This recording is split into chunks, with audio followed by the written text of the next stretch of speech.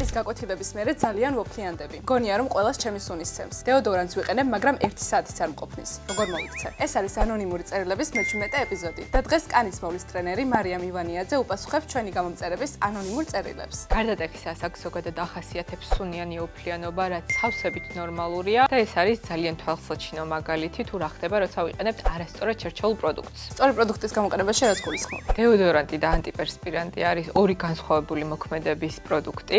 ჭარბოფლიანობის დროს თუ ჩვენ დეოდორანტს გამოვიყენებთ, დეოდორანტი დაიხმარება მხოლოდ უსიამოვნო სუნის შემცირებას, იმიტომ რომ მასში შემავალი ინგრედიენტები ანეიტრალებს სწორედ ამ უსიამოვნო სუნს, პარფიუმის და სხვა ანტიბაქტერიული ინგრედიენტების საშუალებით. ხოლო ანტიპერსპირანტი შეიცავს ალუმინის მარილებს, რაც ეხმარება უფლის გამოყოფის შემცირებას და სწორედ ამის ხარჯზე მცირდება უსიამოვნო სუნიც. და ორივე რო ერთად გამოვიყენო, ეგ შეიძლება? ანტიპერსპირანტს თუ იყენებ ჭარბოფლიანობისთვის, დეოდორანტის ფუნქცია აკარგულია, ამიტომ აზრი არ აქვს. და რამე კონკრეტულ პროდუქტს ხარ გურჩევ? სპეში არის წარმოდგენილი ჩემი ერთ-ერთი საყვარელი ბრენდი ესვი არის, რომელსაც აქვს ფართო ასორტიმენტი როგორც დეოდორანტების, აგრეთვე ანტიპერსპირანტების და რაც ყველაზე მეტად მომწონს, იმდენაირი ანტიპერსპირანტი აქვს, რომ შეგვიძლია ჩვენი მდგომარეობის მიხედვით ავარჩიოთ. მაგალითად, თუ დაბალი პროცენტული შემცველობის ალუმინის ანტიპერსპირანტი არ იქნება ჩემთვის საკმარისი, შემიძლია რომ უფრო ძლიერი გამოვიყენო.